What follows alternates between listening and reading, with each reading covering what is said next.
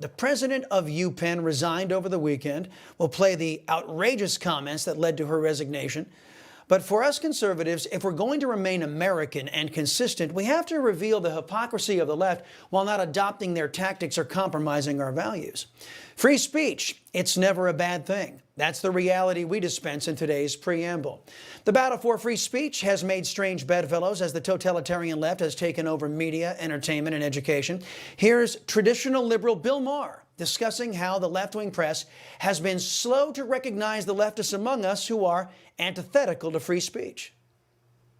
My dear liberal friends, but the ones who only watch MSNBC and read the New York Times, they're like, what are you talking about? If there's anything that good,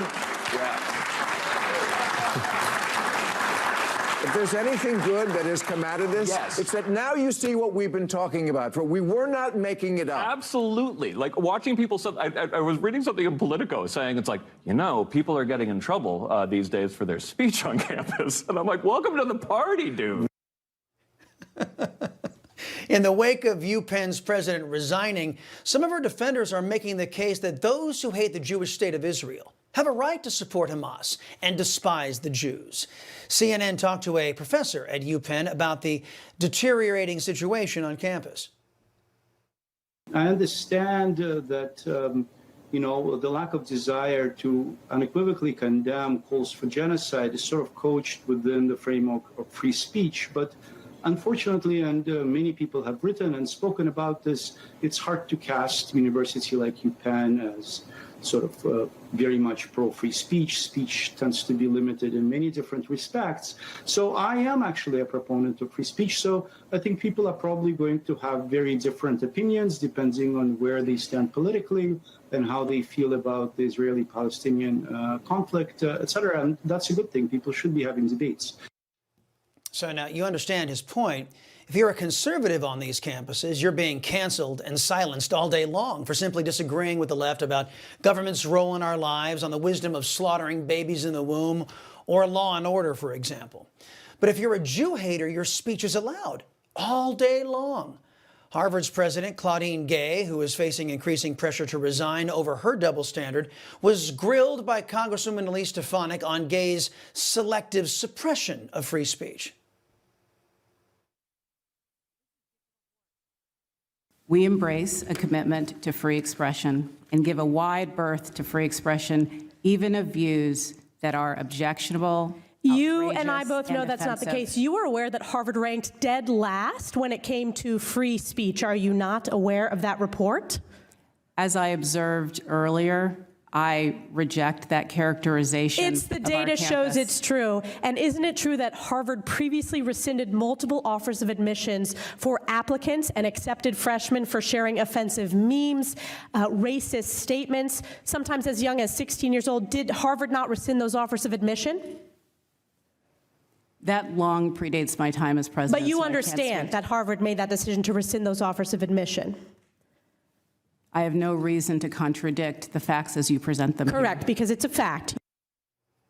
Now, as we've shown repeatedly on this show, the home of Jew hatred in the United States is the Democrat Party. And the factories for left-wing extremism in America are these college campuses. The left-wing media has been doing its best to shelter the left-wing party from accountability over its anti-Semites. And the DNC and the Democrat orgs on the state level refuse to call out their elected Jew haters by name. Names like Omar, Tlaib, Bowman, Bush, Cortez, Jayapal, Presley, and others. Tech entrepreneur David Sachs says the Democrats will pay a price for this.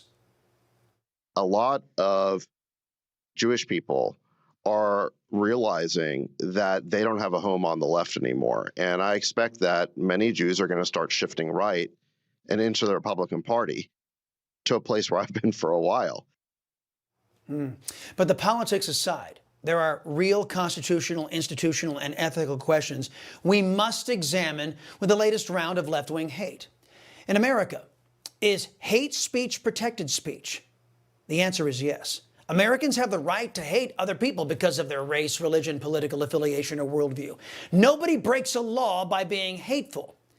If you're a school that takes government money, well, there are some restrictions there. You don't have the right to discriminate against certain groups of people, other Americans, for their personal beliefs. Though Many in gov ed and colleges do discriminate against God-fearing conservatives mostly. On that score, many of these left-wing education organizations turn themselves into pretzels to claim that conservatism violates their codes of conduct, while at the same time they claim calls for violence and genocide do not. On the other hand, if private groups or individuals don't want to associate with Jew haters or racists or Democrats, legally they can't be forced to do so. The only caveat I know of is a public business, meaning someone with a storefront. It's illegal to discriminate against a protected class if one has a business that is open to the public. But what about calls for genocide and violence? Can Americans call for the killing of other people or the extermination of an entire race legally? We'll talk about it later on in the show with a legal expert. But when it comes to free speech, haters are going to hate.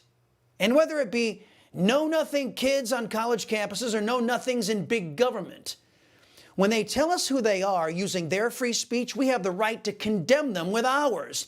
And we have the ability to use another American right, the right to associate or not to associate with those who run counter to our views or share our views. Free speech lets us know who our friends and enemies are. Free speech allows us to support or condemn actions or policies. And free speech allows us to criticize a government that has done a whole bunch of bad things to earn that criticism. Free speech is good and the underpinning of a free American society.